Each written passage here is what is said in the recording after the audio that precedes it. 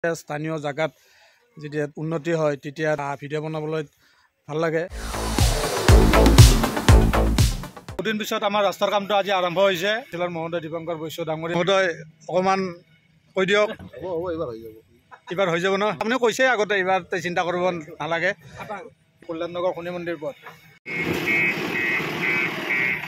এইখিনি আপ, তাৰমানে এই আপটো কাটি পেলাই শ্লপিং কৰি দিছে। আৰু ইয়াৰ পিছত ক্ৰমান্বয়ে আজি মাটি কাটিছে, কালি বস্তু পেলাব, কালি কিবা কৰিব এইবোৰ কৰি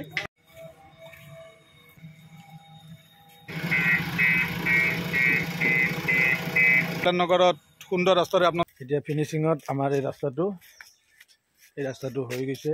ষ্ট'ন দিছে ইয়াৰ ওপৰত ব্লক হ'ব।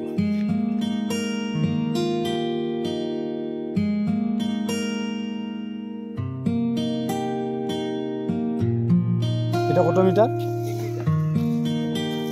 3 মিটার।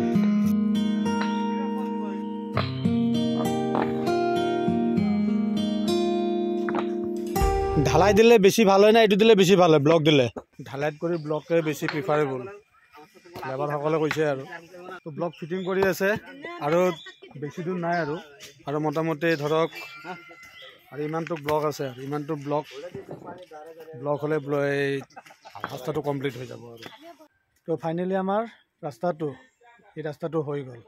আমাৰ এই কল্যাণ নগৰ শনি মন্দিৰ পথটোৰ যি শুভাৰম্ভ হ'ব। ৰমেন কলতাত জিন্দাবাদ।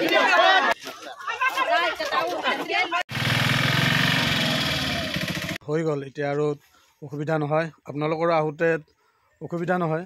এই ক্ষেত্ৰত আমাৰ স্থানীয় বিধায়ক শ্ৰীযুত ৰমেন্দ্ৰ নাৰায়ণ কলিতাদেৱ, স্থানীয় পাৰিষদ শ্ৰীযুত দীপঙ্কৰ বৈশ্য ডাঙৰীয়াক আমি অনেক ধন্যবাদ দিছোঁ। ধন্যবাদ অসম চৰকাৰ, ধন্যবাদ CM ছাৰ। সদায়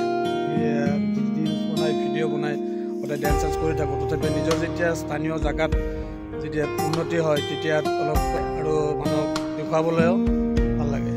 ধন্যবাদ, আটাইলৈ ধন্যবাদ দিলোঁ পুনৰবাৰ। আজিলৈ এইখিনিতে, বাই বাই।